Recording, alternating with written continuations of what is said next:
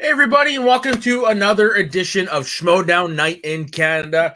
As usual, I am your friendly neighborhood soda, but tonight I will be known as Miss Shenandoah Bong. Uh, as always, I'm joined on Friday nights by none other than Taco, and joining us tonight is none other than Daniel. How are you guys doing? Hey, I seem to have missed the make a movie reference in your name message. That's actually a leftover from a show I did yesterday, and I just forgot to change it. This wasn't a Dalmatians reference. This is a reference to the two times the Mercs have got 101 points. All right, that's it. I see. It's 101 tacos because this is the second time the Mercs. By the way, Taco, how's it going? I'm here to snatch your kids and your wives, lock them up. But yes, 101 points. That escalated quickly. Yeah, what's up? 2009 references. How'd your kids? How'd your wife? Yeah, I don't know how to do that. Did they have the internet in 2009 up in Canada? Yeah, we were on very slow dial-up, but we didn't have it. I think we had it by then. Yeah. It was nothing but Trailer Park Boy memes, but it was a rough time. For the turbine to do a few cranks first before the hydropower was able to power up our computers, but it's all good. Anyways. Let's just hop right into it. So tonight we had Schmoedown Battleground was the name of the pay-per-view, correct? Yes. Yeah. So it was another edition of Schmoedown Battleground, and this one was dominated by teams matches. The first match we had, it was Danger Zone, the winner of the most recent teams tournament, facing KOrruption of Mike Kalinowski and Chance Ellison for the number one contendership for the team's title. Who did you have going into this one, guys? I mean, I don't know. Okay. I really can't tell. Taco, who did you have going into this? Okay. I hate to be that guy because we got two fucking KOrruption shields, and here I am agreeing with you. All right. I'm agreeing with you guys. I had KOrruption going in. And I'm not that kind of guy, although I do have Mike Kalinowski in one of my fantasy leagues and Chance in the other, and they're both my number one picks. But that's because they play in 3 leagues. But yeah, I had KOrruption. Honestly, Danger Zone eked by a bunch of wins, and a win isn't a win. Not all wins are created equal, and I just didn't see the dominance that I thought I could see from those guys, and I thought KOrruption was going to win. But still, man, they did play a great game. Sorry, go ahead, Daniel. Yeah, and I was gonna say, to be fair to them a little bit, it's not like they weren't playing to a dominant level. They just also ended up with opponents who answered just as many questions, just at lesser point values. So yeah, they ended up. It looks like they're squeaking by, but I mean, you're expected as a team to score 28 to 33 points. That's just a thing you got to do at this point. And you're right. It's real tough. Honestly, every division is getting real close to that at this point. Agreed. And the teams one, I mean, it's the only one, I mention this all the time, with such a round one swing, whereas every other game has time to build up, getting that ground back. But you see in this match, when there's a 5-point spread leaving round one, there's no time to pick up those points because there's so many possible ones. Half the points of the game are in that first round. You really need the other team. If you're 5 points going in round 2, you can go perfect the rest of the game, but so can they. You need them now to be bad. It's no longer about you being good. You need them to suck. And you just can't count on KOrruption or any team at this level to screw the dog in round 2 and 3. Now, check this out. So we watched 2 matches that today, right? Well, we probably watched 3 if you watched earlier one, but this pay-per-view was 2 matches. It was 2 teams matches. Out of 2 teams matches, there was 3 perfect round 2s. That's the level we're playing at. No one here is a slouch. Period. Was it also 3 perfect games, or am I mistaken? Well, if you want to count Chance as a perfect game, because, I mean, you can. He went perfect in round 1, Neither of them, but who knows if he got every answer. It's weird when it comes to round 2, but he did get his 3-pointer and then helped with 5-pointers. So you could say Chance had a perfect game, and spoilers for the second match, but yeah, Shazam had a perfect 5-round teams game, which I don't think's ever happened before. Nope. No, and that's insanity. That makes like the 4th one, the last one, and now there has been a perfect played game in every division. In all round 5s, though, like 5-round is something else. If you get perfect on 5-round game, well, Merle's done it in a title match. And has he? Oh, he has. He has. Irwin. Yep. You're right. Ethan Irwin and probably Demolanta and Damon and Demolanta have done it. Yeah. And Mara did it. Yeah. So yeah, has somebody done it in single? Yeah. Yeah, everyone's done it. Yep. There's been one every round. Or yeah. Okay. Cool. Good game, guys. I'm gonna go sleep. All right, let's pack it in. Where can we find? You can find me here tomorrow. There's 2 other matches. So going into the match, we kind of had 2 little storylines going on into it. You had Dan Merle, who's never beaten the team Corruption once in what, 4 attempts, or was it 5? They played in total. They played him a lot. Yeah. Mm-hmm. So many. How many times have Founding Fathers played Corruption? I thought 3. I think 3. So this is probably the 4th one. But either way, the storyline going in was Corruption having Dan Merle's number. And then on the other side was the verbal jousting going on online between Ben Bateman and Ben Bateman and Mike Kalinowski. So there was definitely some blood going into it. So let's just hop into round 1, because really that was the downfall of the match. Question 2, Dan and Ben miss. Yeah. Whoa. That was like when Damon misses in round 1. I went like, oh. Like it was like that, where I was like, that's not supposed to happen right away. Yeah, like when I saw it, I kind of had the same reaction, and like I had to like stop myself from getting excited.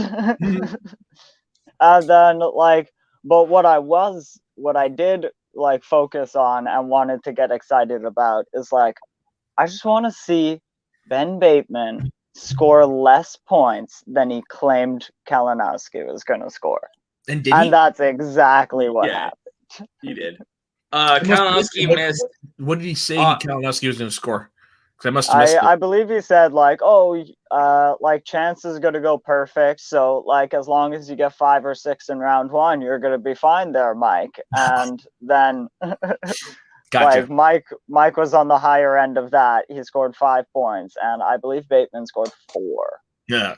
Because I believe Dan missed twice, and they only had 10 points coming out of that first round. Okay, so correct me if I'm wrong. So I got Dan and Ben missed the second question, which is Golden Compass. I was in the middle of being a dad, and it's really hard to keep notes when the score isn't up, and when you don't see the questions. So I just saw that they were down 2 points, and I'm pretty sure it was the August Rush question, because I remember answering that, and then I went and got a bottle or something and came back and I'm like, oh, 2 people missed that on that. No. 2 points that go down. They all of a sudden had odds. Like they now they were now tied at odds. So there must have been one person on either, and then I worked out that Mike must have missed the August Rush. So was it Dan or Ben who missed it for Danger Zone? August Rush was Dan. Dan missed the August Rush question, so and they both missed 2 then. Dan missed 2. Ben missed 4. Ben missed 4 questions? Yes. Holy crap. Why do I only have that written to? God, my notes suck today. Well, we have the OG note taker here, so it's all good. It had to been 2 to 2. Yeah. There's 2 people. 2 people missed 2. I'm right. There's 4 points. Danger Zone missed 4. Ben missed 2 points in the first round. Yeah, so I know. They missed a total of 6 between the 2 of them. Dan missed 2. Ben missed 4. Dan hit 6. Ben hit 4. Mike Add them missed together, more than... you get 10. Okay, well, all right, sure, I agree with Mike, you. So Mike also Mike missed missed, two, but because he the only played as well as okay, Dan Merle. that's where I'm lost. All right, because I only have that Mike missed one, and then I was like, what? One plus No, the because yeah. All Chance right, got I the was. perfect, so he's the it only one. looks a little weird. I am so bad at keeping notes. To be fair, I back used to do it a lot. Teams is awful because you're trying to like block everybody's name and give a tally, but then like you're writing 1, 2, 3, X, 5, and you're just like, oh my god, I'm so confused. I don't do that. I just try to write which question was missed by who and what either the question was or what they answered. And then I write the total at the bottom and I just do the math if I have to. But I had 15 in 10. So, and then I had 4 questions missed on one side, 1 and then the bonus. So, yeah. All right. I'm way off. Don't worry about me, guys. I'm dumb. He's still recovering from his really long, unnecessary bike ride. It wasn't unnecessary, but the funny thing is I recovered all week. I kept falling asleep on all of my work breaks. I was messed up the entire week. I was just tired. I never woke up all week. I never got past that. Damn. I was always tired. So going into round number 2, holy shit, Corruption Spinner's choice. Like, okay. Yeah. And what did comic book have? They spun away from animated and they got Francis Ford Coppola. Right. Which I want to say, all right, apparently I missed a lot of questions because I wasn't paying attention, but all the ones I paid attention to, I did really good on this match. Nice. I think everything I paid attention to, I knew every question. I tied with Chance from what I paid attention to. Yeah. So not bad. On a prorated score. Yeah, I happen to know like a couple more of the singles questions than I thought I usually do, and well, the comic book movie slice was a lot easier for me than the what was it, Francis Ford Coppola? Like, yeah, that was a little rough. I'm going off of Corruption's questions. I tied with Chance. I'm not saying I did good on the Francis Ford Coppola. I was 4 for 6 on Francis Ford Coppola. I think I'm close to that. There was a movie I've never heard of that they asked about. Yeah, that's one of the ones I missed. But I got Robert Duvall. I got the Lawrence Fishburne one. Yeah. If you don't know Robert Duvall, not only are you not supposed to be like you should living, be in the if you can't honestly, if you can't tell me the 4 leads of Godfather, let alone more, then what are you doing? Like come on. Then what are you doing in the league? Out of the 4 of them, he is 4. He's Roca. He's number 4. Because, I mean, you're with Marlon Brando, who's one of the world's most famous actors of all time, Al Pacino, one of the world's most famous actors of all time, and James Caan, who's pretty memorable for that role, and then Robert Duvall. So, I mean, yeah, that's probably the one that's least likely. I would put Tom Hagen. I would put Tom Hagen over Sonny, but I'm not looking at actors. I'm looking at characters. Oh, well, okay. Sonny doesn't make it. But I think that's why everyone remembers Sonny, is because he has that spectacular death. He beats the shit out of Carlo, right? Like there's a lot of stuff in there. I listened to that book last summer, and I got a big man crush on Tom Hagen. He's such a good character. I haven't finished the book. I've watched the movie a lot, and I've beaten the Xbox video game well over a dozen times.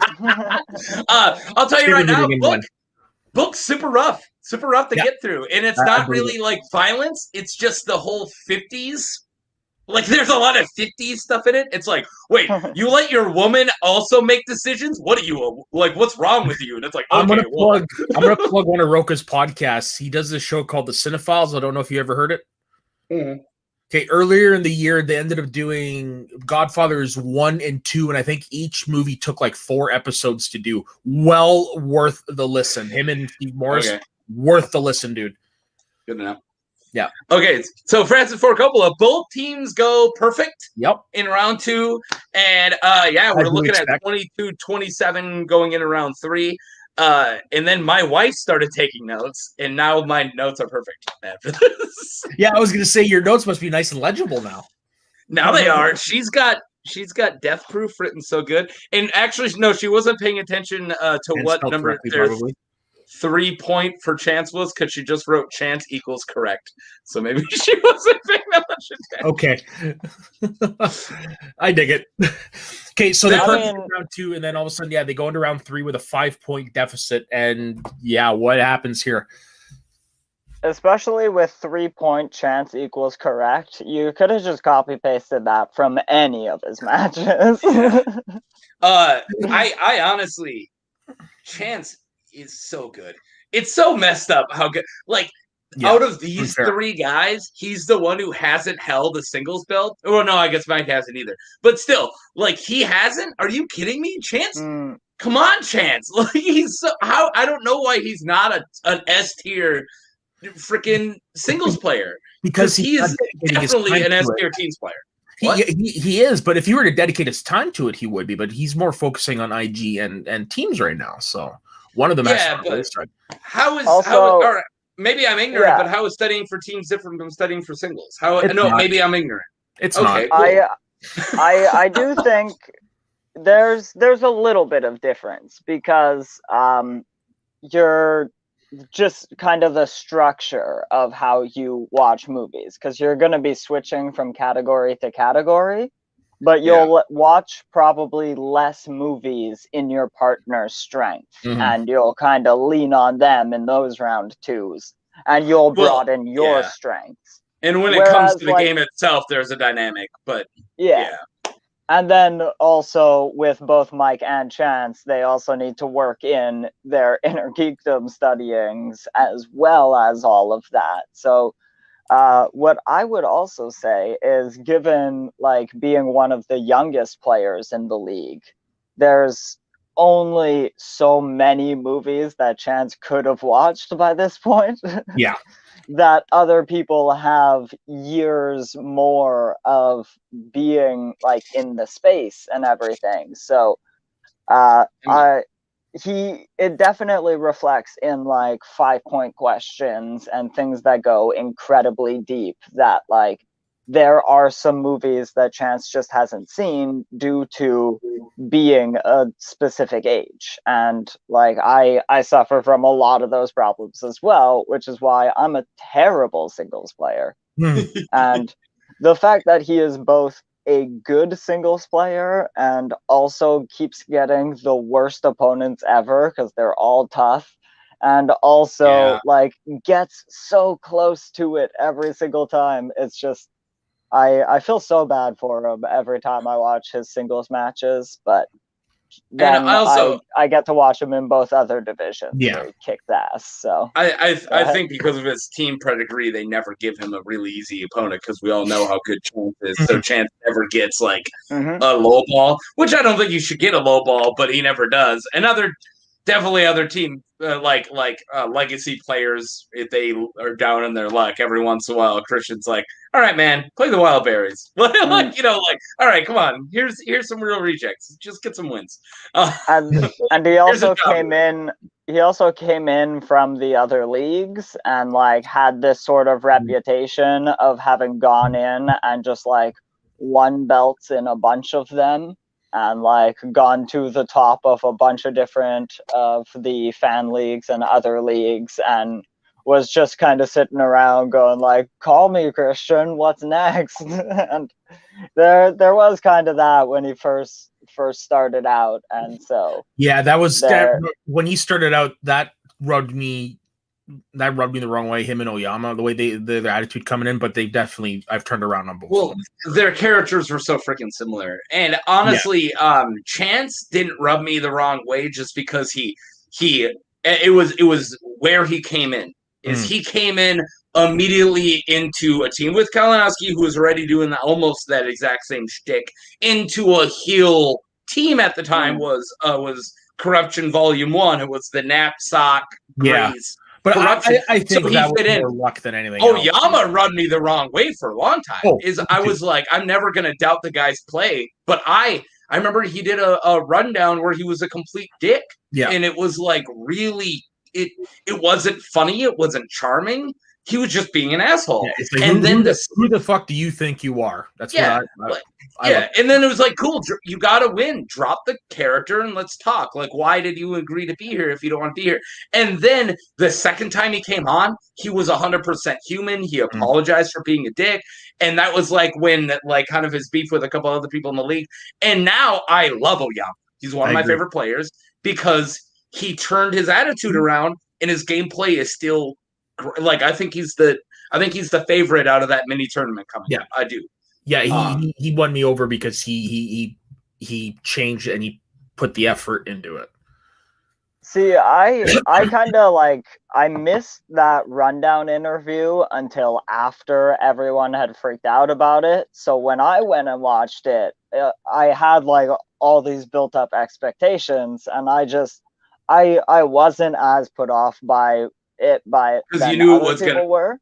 Yeah. And also, like, I loved the way that he played that character, like, as, like, the interview aside, the rest of him playing that, like, first character that he had was some of my favorite stuff, because... Well, and I think we were just so close to Chance and Ben at the time, where I was like, all right, dude, how many more sunglass wearing dudes, no offense, Daniel, do we need? Well, it was just so many. I meant specifically, like, and the very kind of subtle distinction between the two was Chance was brought in as an enforcer kind of guy, and Paul is like the new kid on the block. Okay. He's here to take everything from you. He's the next, like, the next pop star. He's better than you. He's younger than you. He's winning against everybody. Like, I kind of felt that when I was watching Oyama. It was just like, I'm here to kick over all of these legends, basically. Honestly, Oyama, we can move off Oyama soon, but honestly, Oyama won me over because the fans were so against him when he was not losing yet. And I was like the one dude, I felt like, all right, sure, there was plenty of people, but I felt like I was the one guy in the Facebook where it's like, so why are we betting against Oyama? Like, it was like the Oyama Sneider match, and everyone's like, it was like 70% Sneider gonna win. And I was like, the undefeated champion Sneider at that time. Yeah. But I was like, but homeboy hasn't lost. You're gonna, like, he just beat Merle. You're gonna bet against an undefeated guy who just beat Merle against Sneider? Am I the only one who's watching these matches? Like, I was so confused. Like, I understand you guys don't like him, but you got to look at the numbers right now. Yeah, but he did Merle. A lot of those people, like, really get into it for the sports aspects. A lot of them are not voting by logic; they're voting by heart, right? Also, I'm so not that. That's why I always say my heart says this, but my head says this. And it was a lot more like that back then. I think those same polls coming out today bring up some different results because the league is much more sport focused, and you are focused on people's stats and numbers because that's what turns into points. Yeah. And, a lot has changed, and I think really what bugged me the most about those two, because really, if you think about it, they were two of the first. So they were the first two to come in from the fan leagues, but they were also two of the first to be fully in character right off the bat. Because most everybody comes in, there is a little bit of, like, trepidation, trying to not really sure what to do. But they were two of the first that I remember that came in 100% in character, and I guess it just rubbed me the wrong way because it felt like it was actually them. But as I've realized throughout time, that is not the case. And again, like, on Rundown, you would be mean to those guys. That was where it got me, because normally no one kept character in there. Yeah. And it was around the exact same time that Smets came in. And Smets did the opposite. He won me over from his Rundown interview because he's like, hey, I'm going to show you guys my Schmoedown interview. Like, he came in with that. Like, he completely humanized himself.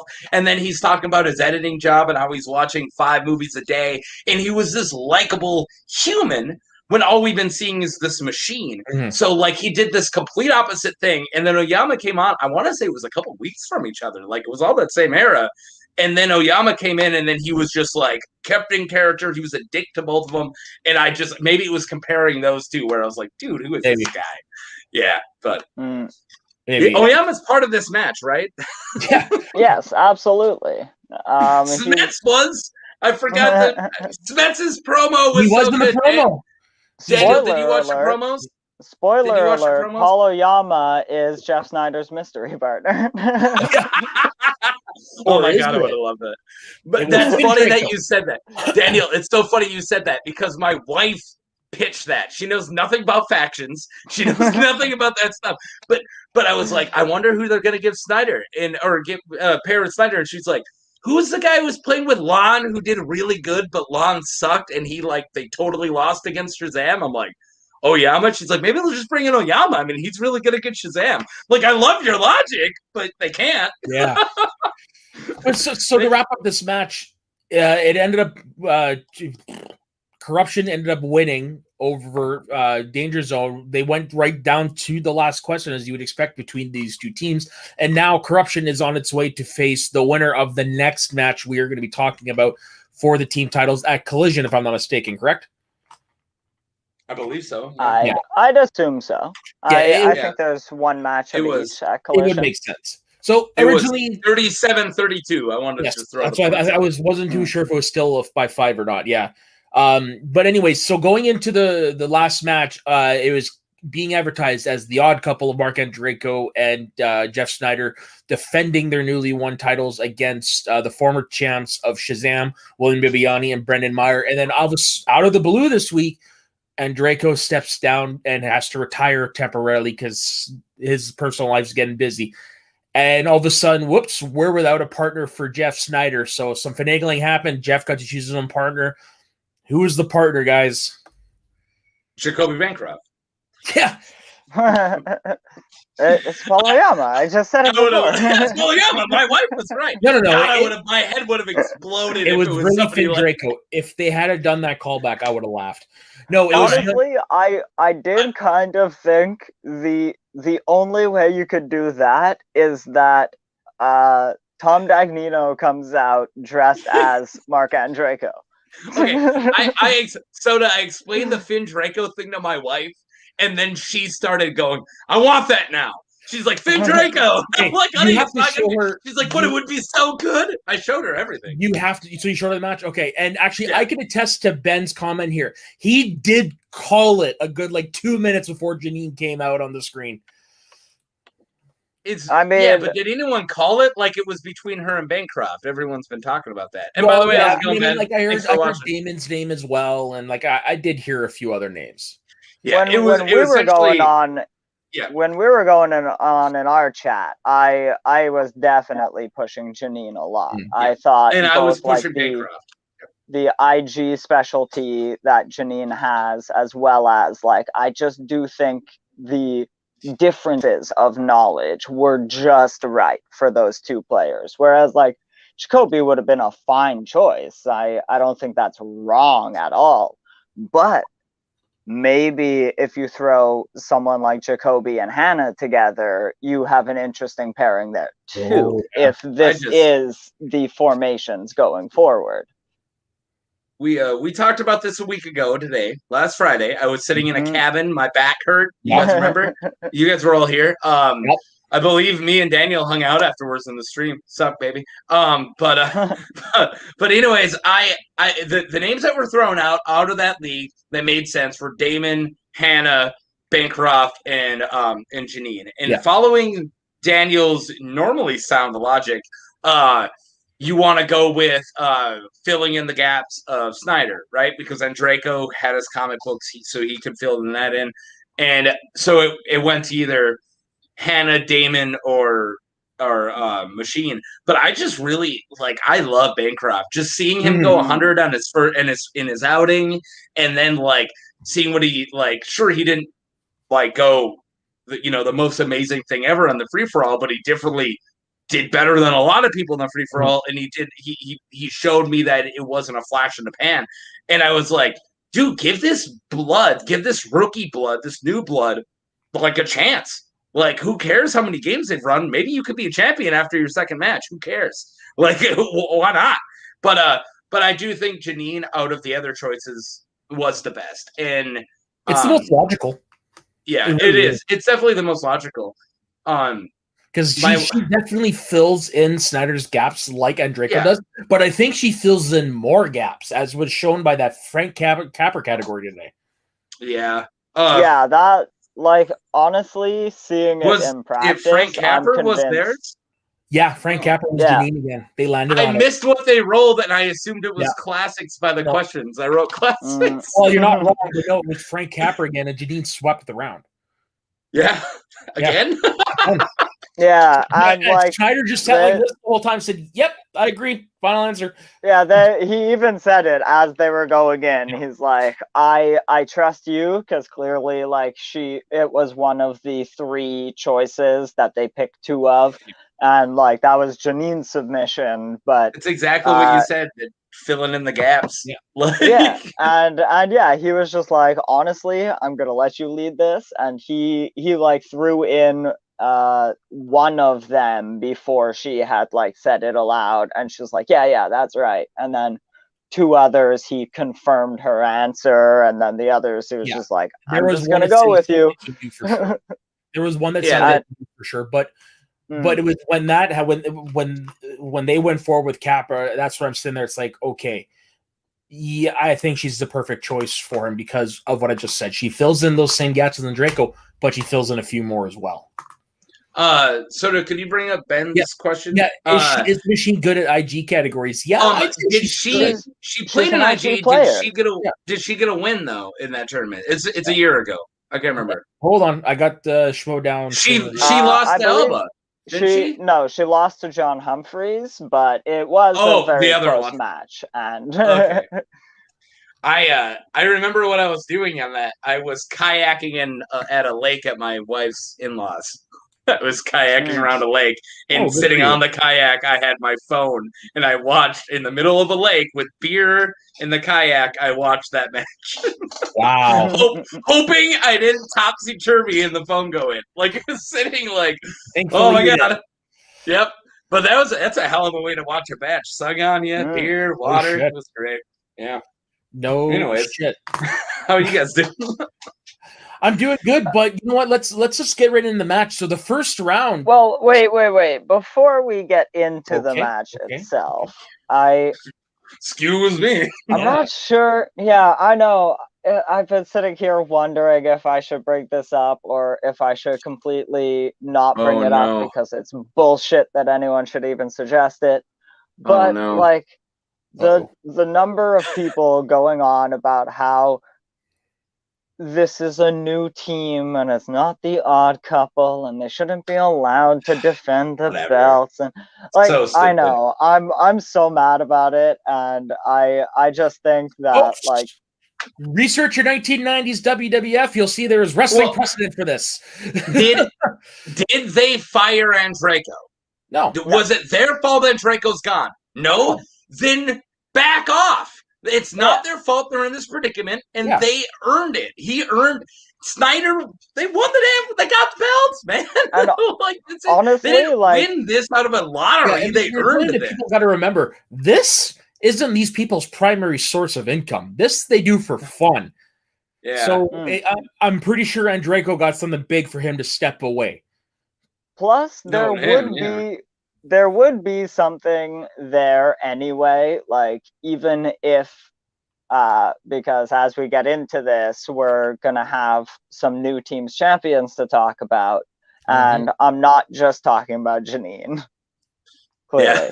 But what I was gonna say there is, like, it would have been talked about forever too, of like, Janine didn't win a champion. She has a championship defense. Well, she has a championship defense, and that's it would have always been pointed That's why out, they made it. That's why they made it specifically clear if they were to win tonight, she would not be considered a champion until they defended. And the naysayers are ignoring that. The naysayers are like, giving her a belt for no reason. No, she had to beat Shazam. Like, okay, you're gonna wake up beat Shazam? Like, that's one of the hardest. on like a week's notice. Yeah, almost did. And she played the best week for 0-2 I've ever seen. This was a tragedy. I said this in our chat. This is Janine's coming out week, and she lost. Yeah, that's so crazy. By 2 points. By 2 points. Yeah. Yeah, and she did better than Sneider. Yeah, she did really good. She did so well. But Sneider did really good too. Oh, of course. The other thing is with a little more time, I would have attempted to get Andreyko's belt to Sneider as well. Because as the only defending team's champion, he should have been wearing both of them. Oh, he definitely would have if this was not digital age. But unfortunately, the USPS takes a while. Yeah. I want to break down how good Odd Couple did. Okay, let's just do it. Let's just hop right into round 1 here. I wanted to make just a point. So and we I'm can with go Ben back on to. I'm with Ben on this. I'm for this team, and I agree. I think they're going to be here for a while. Is that the name they're going with? Is Odd Couple? That's what they were calling themselves today during the match. Yeah. Well, it was right after the match, and it was just billed as the Odd Couple when they came out. Yeah, that's what I thought. Okay, I wanna just make a blanket statement about their entire game, and then we can go back and do round 1 if that's okay. Mm-hmm. So both of them missed a question in round 1. Not insane. That's not playing bad. That's both of them only missing 1. And then they went to multiple choice once, and that's it. Yeah. They had a perfect round 3, perfect round 4, perfect round 5. That's a good game. That's a great championship game. That's going to beat so many champions in the past. Yeah. Like, that is a really good championship game. like that's all I had to say. We can go back to round 1. Yeah, honestly, like that, the only game that doesn't beat is 53 goddamn points. This is like the team's equivalent of Irwin versus Dan. Yeah, pretty much.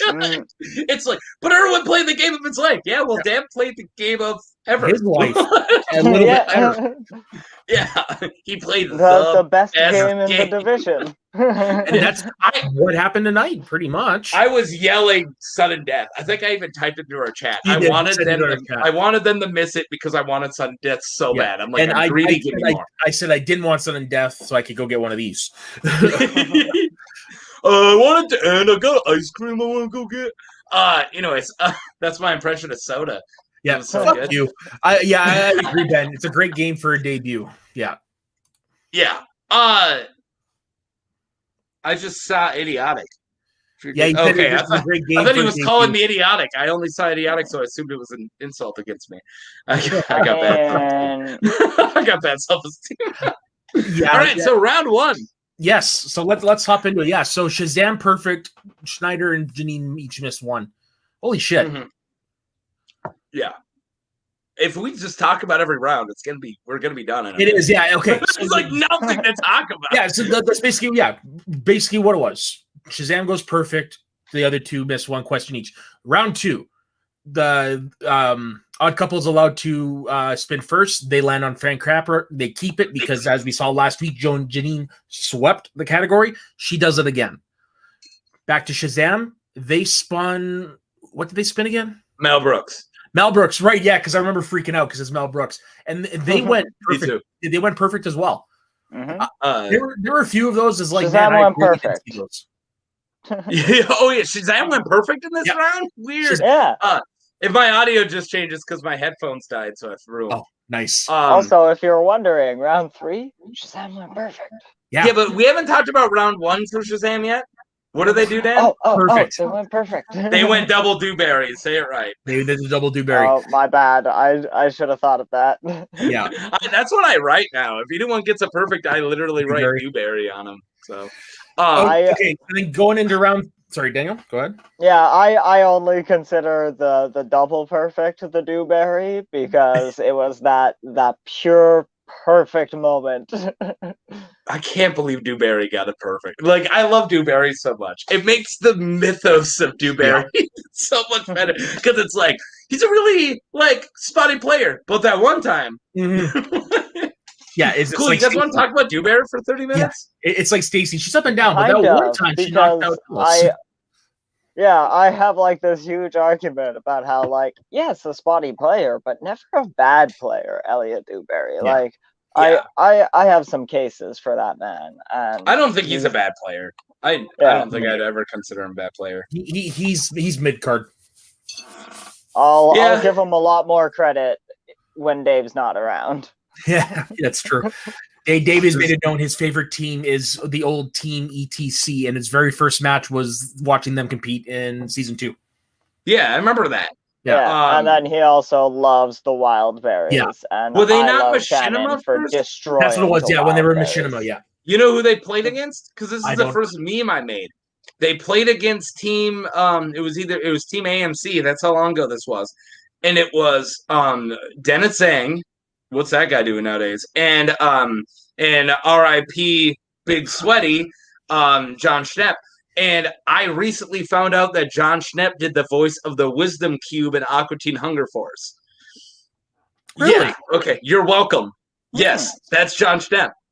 Not surprised. One time I had boiled peanuts. Yeah, no, like the best. I love that Wisdom Cube. So I made a meme that I'm sure nobody understood, and Harloff read it like he was reading Chinese out on the because he was reading every meme that got put on the Facebook group. Oh, and he goes like, and I wrote like John Schnepp's a Wisdom Cube. Who the fuck is Machinima? And he just like John Schnepp is a Wisdom Cube. Who the fuck's? Thank you, Mark. I was like, all right. I got a meme on the show. Speaking of deep cuts, so we go into round number 3, and shockers, both team go perfect again. What was the category on this? Mel Brooks. It's round 3. I don't know. I didn't write it. I missed Daniel, it. what was the Yeah, category? I cannot remember either. I just remember both teams, like, it was quite clear they were going to be betting 3, Of course. so, and then, yeah, I honestly cannot remember it. I remember the answer and maybe the question. What was the answer? It was Jennifer Jason Leigh. Gotcha. And Dolores. Yeah, who played the older version of so-and-so character in the movie Dolores Claiborne, because it was Stephen King was the category. Okay, I knew it was a Stephen King book, but that category could be like thrillers, horror, Stephen King, directors. And he was involved. I'm not surprised that they did not miss this question, because we all know how Bibbs is with horror, and Snyder is an avid reader and what have you. And I'm pretty sure the other two knew it as well. So also, I'm actually really sad that question mark. Come on now. I'm really sad. 2 horror questions in the speed round that we're gonna get to. Where's I was just like, so unlucky. Yeah, that hat doesn't have enough tinfoil on it today. You're no kidding. You're thinking sheep thoughts with the rest of us. But no, what was I gonna say? One horrible thing about our fantastic TV show that we do here, this is the TV, right? We never get to talk about exhibition matches, because the horror exhibition was amazing. I wish I could have talked about it. That's true. We don't really talk about them much, do we? No. Well, they don't come up because we don't.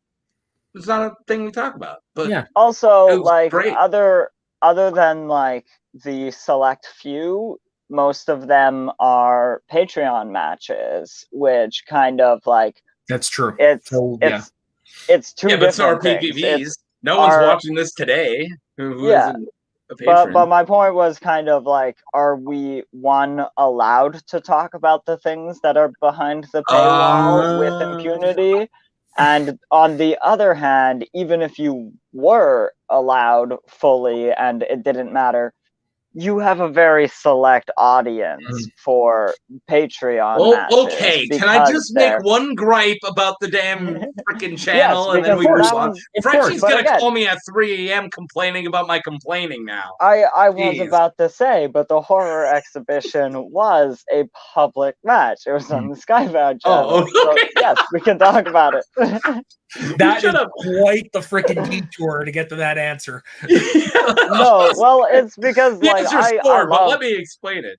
Yeah, I love exhibition matches, and I wish I could talk about them. I wish they would release like early years out to the public, like on the Extras channel or whatever. They did. Yeah, eventually, during off season. Yeah, during the first, I think they did the first year's worth. They released them. Oh During yeah, the off-seasons. yeah. I've seen like the first ones, Yeah. but like You're a like patron. once that was actually like old format even, and like some of the newer things are not available. Oh yeah, I guess. But anyways, so thanks for that, Captain Exposition. Let us round number 4. Again, both teams go perfect. Like, Yeah, right. Good too. Like these were good questions. This is a good round 4. I really like this round 4. Yeah. Holy crap. Yeah, that's my category. Or that's my thoughts. And we get into round 5, the final round. Once again, Shazam is up by 5 points. Once again, both teams go perfect. Shazam had to answer their 5-pointer, and it's not often that they have to do that. And yeah, they take the titles back from the Odd Couple, and you could tell it meant more to the kid this time around, it seemed. Because as soon as they announced that they were the winners, you could see he broke down crying. Yeah, he did. He did, yeah. And like he was stoked. It was this match that I wanted overtime in, now that I'm thinking about it. Right? It wasn't last match. I think it was this match. It easily could have gone overtime on this one. Yeah,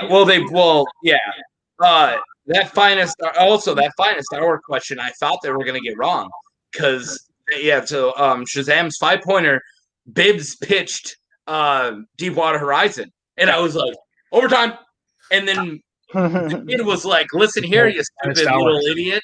No, it's not. That's not. Yeah. He's like, it was finest hour, and Bibbs is like, doy, bam, finest hour, and your winner. Yeah, and the Odd Couple's 5-pointer was tough. What did well, this is not the same wording, but what did Maria Van Trapp make the clothing for her and the kids out of? It was drapes. I was like, oh, thank God for Janine. See, actually, dude, Sneider was like, yeah, totally. She's like, it's drapes. He's like, drapes. Everyone knows that. Drapes. Yeah, whatever you say, girl. Oh, sorry. Let me do my Sneider. Yeah, pretty much. Also, I really did love that. Like, 5-point musicals. Where's that Draco? Where's that Draco when you need him? But hey, Machine had his back, and I mean, damn, she played the game of her life today. That's actually, I literally said that to. I said that to my screen when Jeff said that. I was like, "Don't worry, you have Janine here." He really does cover all the stuff, and Draco did. Mm-hmm. My only problem with Janine, and that's not this week Janine, is Janine has suffered from Lon's. She must have been hanging out with Lon because she gets the yips and has in the past. Not this week. Right now. No, not right now. She's played really good. But even Roxy said they didn't miss anything they didn't know. And I believe that 100% with this. I don't think they had any brain farts. I think that they played the best game they could because they played a really good game. But Janine has had brain farts in the past. Mm-hmm. And that's what's always, in my opinion, that's what separates her from ascending to the next level. But here's the difference, though. Here's what I think is the difference. One Roxy Stryer. I think that's the main difference from what we're seeing now to what we've seen in the past. Totally. Yeah, she seems to bring the best out of all her players. Do you think Odd Couple would have got all their wins if it wasn't for Roxy slapping Sneider in the face and telling him this? Like she Cher from Moonstrucks him like snap out of it. Like she pulls that. And I remember the first time she did that, it was like the week before that. It was when frickin' Roca was losing to Collins, and I was yelling at my phone, and I was like, Roca, you get out of your head. And then, of course, Gucci doesn't even attend to his player. He makes like a dumb joke about Shannon or Mike, and then he moves on. And I was like, he doesn't need that right now. He needs to be told, get out of your head. If I was his manager, I would have said, do you want to lose this? Do you want to lose your rookie right now? Do you want to lose? Get out of your head. Win. And I thought no one ever does that. No manager ever tough loves because tough love is very useful in the right circumstances. Yeah. But like the next week, Roxy tough loved Sneider. And I was like, There you go. That's exactly what I'm talking about. And Yeah, she's and so good at that. Here's so you know how much of a difference she makes. Watch Sneider in round 1. Yeah. Because that's at that point you could tell, look at his face like, shit, we've lost. Mm-hmm. And it looked like he was going to give up. He didn't give up. He clearly had that look on his face where he's like, fuck, I'm done. But something also, happened I between 2 I and was 4. gonna Something ask- happened. Yeah. You were mentioning how like Roxy basically like slaps it into him, and I wonder if that's how Ben Bateman won his title. Because Roxy slapped her. Thanks, guys. It was a good they match. weren't together at that time. Oh, Daniel, I'm so glad you're here. I know, right? I try. That was written down on your hand, and you're just waiting for a setup. Absolutely.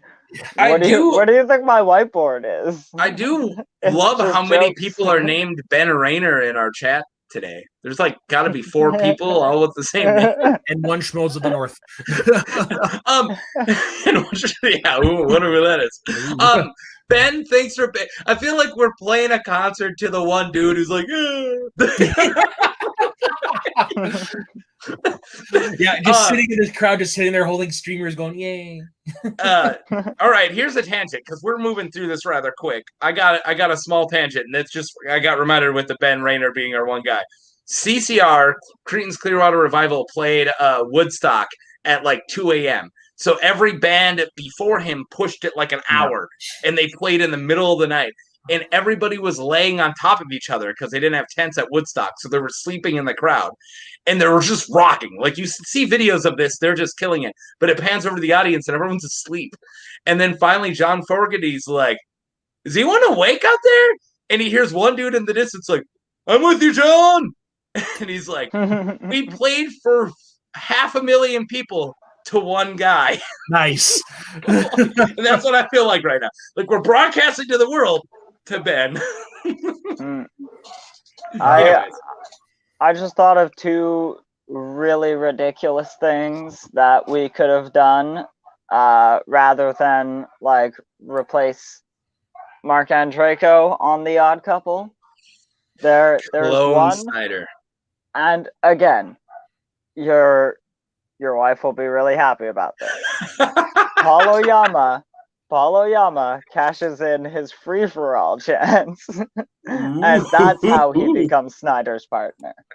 Like, basically, the stars are about to announce the new partner, and then like cuts into the stream. It's Paulo Yama with the Money in the Bank, and he's like, "I'm Jeff Sneider's new partner." Well, that would be so cool. The logistics of that points wise is gonna suck. Yes, that is why it doesn't happen, honestly. And the other thing I was thinking of prior to it is at some point the best way for that to happen is to force Roxy and Shannon to manage the same team. Yeah, like that is honestly the best way it's going to work.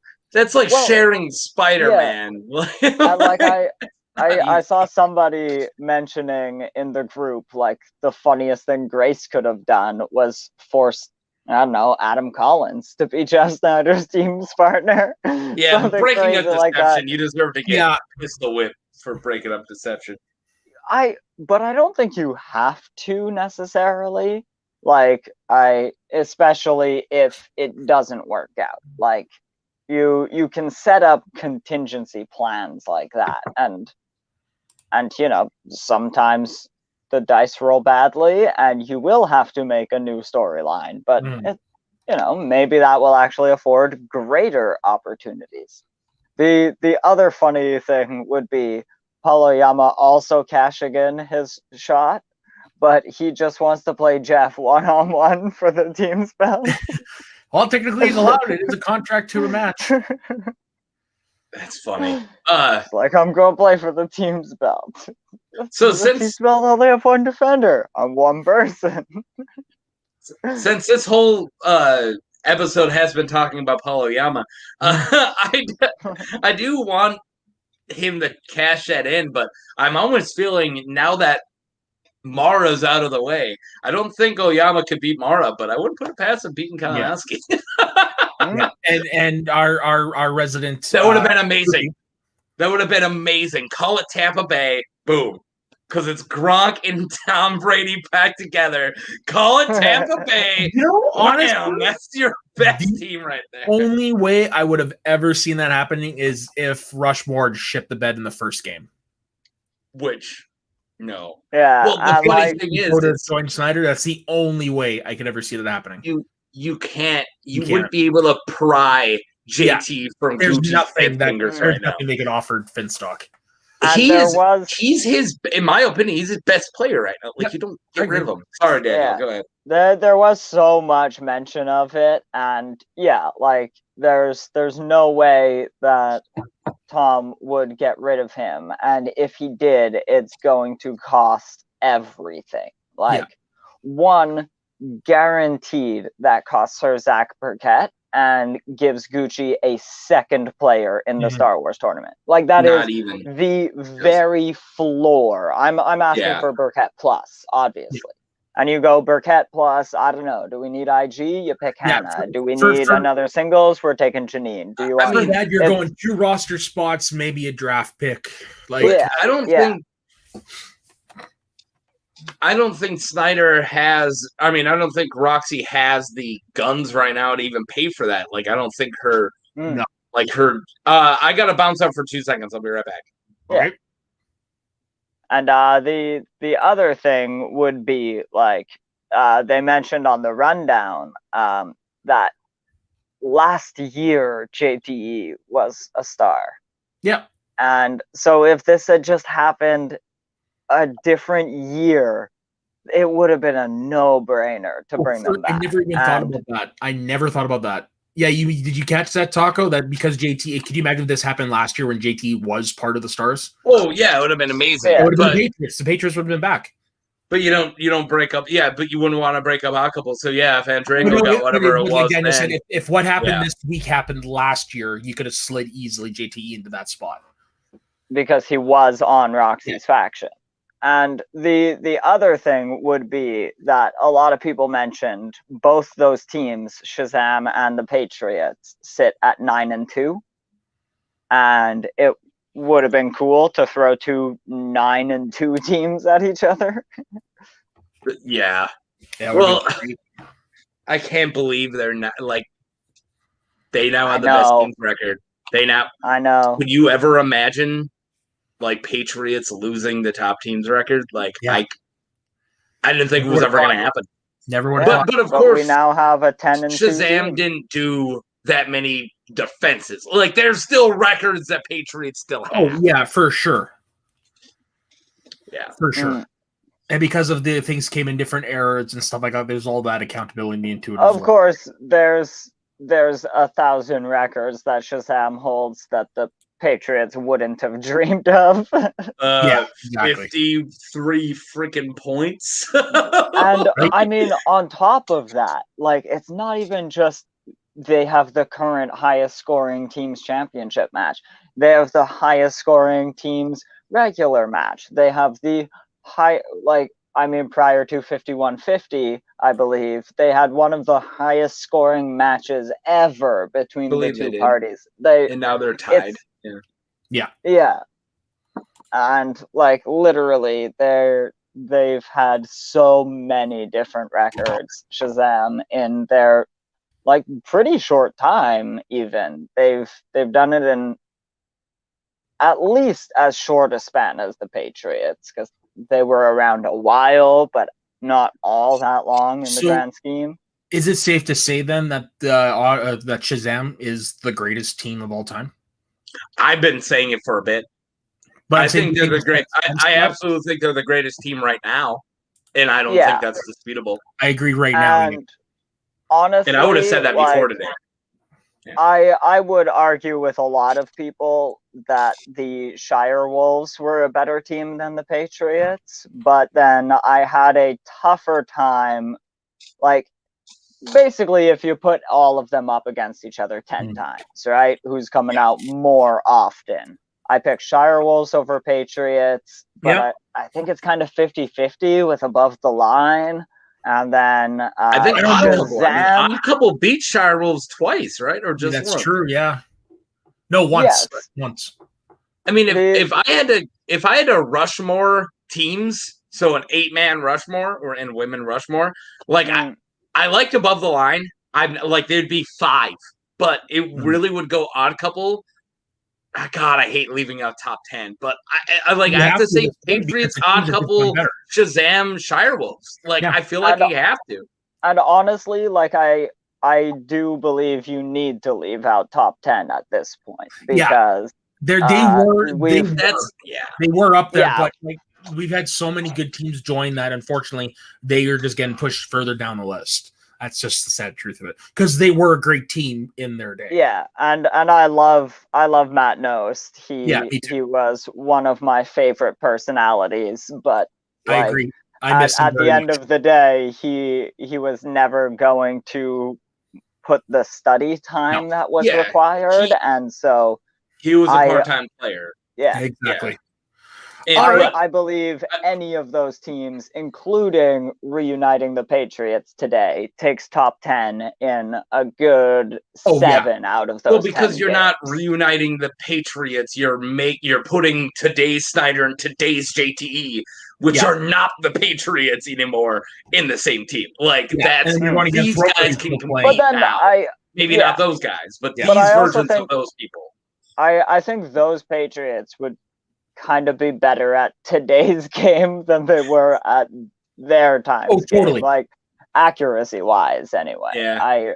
I think questions were very like confusing back in the day, and then also on like such a narrow field, you just kind of needed to know the movies they were asking questions about, or you just weren't winning matches. Yeah. And now we do have a much broader, much wider range of movies and questions to talk about, and they are still the top of the game. So it's still hard to even take the Patriots out of the conversation, even when I can look at their numbers and be unimpressed by them. It's so confusing. Well, they were so dominant in their time. That's why you have to include them in there.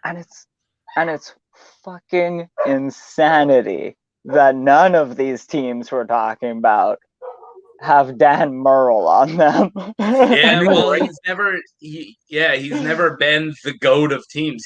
He's now had a team belt now with Founding Fathers, but he's just like you gotta say Sneider or JT or maybe even now you have to say freaking Meyer is a GOAT of teams. But, I think Meyer is secretly one of the best, and I mean Chance is incredible, but Chance is amazing in teams. Like they all are.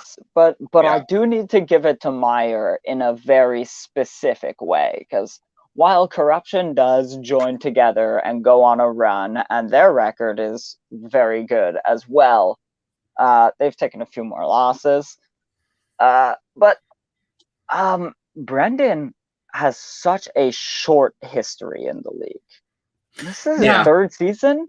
Like, and that's why I have a hard time, like, when people say like Above the Line is one of the greatest teams, if not the greatest team in the line, because it's the same thing. We only had them for 6 months, maybe.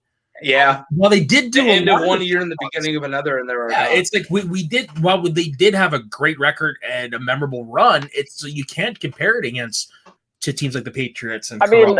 They dropped the Patriots. That was all. That's the most important thing. They dropped the Patriots and defended against the Patriots. That's all. That's. I mean, I'm not saying that's all they did. Like, it's not a big achievement. It's a big achievement, but that's all they did. But it's But I do kind of got to get out of here. I had been trying to wrap it up. So now, pretty much for the titles, we are going on July 10th at Collider, or not Collider Collision anymore, at Schmoedown Collision. We are going to be having Corruption versus Shazam for the team's titles. And if I'm not mistaken, this is a rematch, isn't it? Didn't Odd Couple beat Corruption for the titles? Yeah, sure. I don't know. The teams always really confuses me because there's like 3 teams that have been just beating each other up for the titles for like a year and a half. Yeah. And it's been those three. It's been Corruption, Shazam, and Odd Couple of Shazam took the belts off of Corruption. Yeah. Then Founding Father took the belts off of Shazam. Then Corruption took them off of Founding Father. And then Odd Couple took them off Corruption. It might be the other way around. It was like Founding Father's Corruption, then Shazam. We're trying to wrap up right and now. Then Odd Couple either way, yes, Shazam did beat Corruption with the team title, so they do have that on them. Last year there were 4 teams championship matches. There were 4 new teams champions. Every single time it changed hands. It's very hard to defend that title. That's why very few people have done it. But anyways, we should probably be wrapping this up. Taco, where can everybody find you? Tomorrow, me and Evan / Goal Leader are ranking all Skywalkers on Let's Talk About Star Wars here on the Schmoes of the North. I'm so pumped. I wrote a script that's way too long again. I don't know. It's not. The other one was probably going to be the record. well, either way, we're not talking about Bad Batch now, so it's at least going to be 40 minutes shorter. but I'm ranking all 7 Legends Skywalkers. Evan's ranking all 6 canon Skywalkers. I am not even ranking the canon versions of those Skywalkers because Grandmaster Luke's going to beat everything, so I just got him out of there. Best character ever of all fiction. I'm sorry, but he is. But anyways, that's going to be tomorrow. At, I believe, 8 o'clock Central is what we normally do. 6 o'clock Pacific, 8 o'clock Central, 9 o'clock Eastern. I might have my buddy Matt, who no one knows, but he's a Star Wars genius, Legends genius. He probably can't play the Schmoedown just like me, but Legends genius. It's going to be really great. It's going to be an awesome time. If you want to learn everything there is about Legends Skywalkers and then just gush about this amazing universe, tune in tomorrow. All righty. And what about you, Daniel? Where can everybody find you? I can be found around our Facebook page at Schmoes of the North. I can also be found on Twitter at my handle down here at Avengers_SOTN. And I can be found developing some shows in the very near future that I still don't quite want to talk about yet. So I know about them. If you guys blackmail me, I'll tell you. I'm cheap. I'm a really cheap blackmailer. I mean, literally, if you're in enough of the Facebook groups, you've seen my posts. I'm out there. Yeah, and one of them, I've seen a little bit of one of them, and it's going to be freaking dope if it does end up happening. And as for myself, you can find me on my personal Instagram and Twitter at soda_the_saxman. You can find me every week here on Schmoedown Night in Canada and on Schmoes of the North on various different shows, Canadian Comic Book Corner, producing Let's Talk About Star Wars, which is going to be fun because they have no idea what I'm going to be up to behind the scenes. And then you can also find me over my other channel, Media Sweaties Network, where I'm on several shows over there with my friend Ben Rayner, who's been in our chat this whole time. So check me out over there. So thank you very much for joining us. We will see you Sunday on next edition of Schmoedown Night in Canada, where we will be covering the other 3 matches of the week. So until then, everybody, stay sweaty and smash.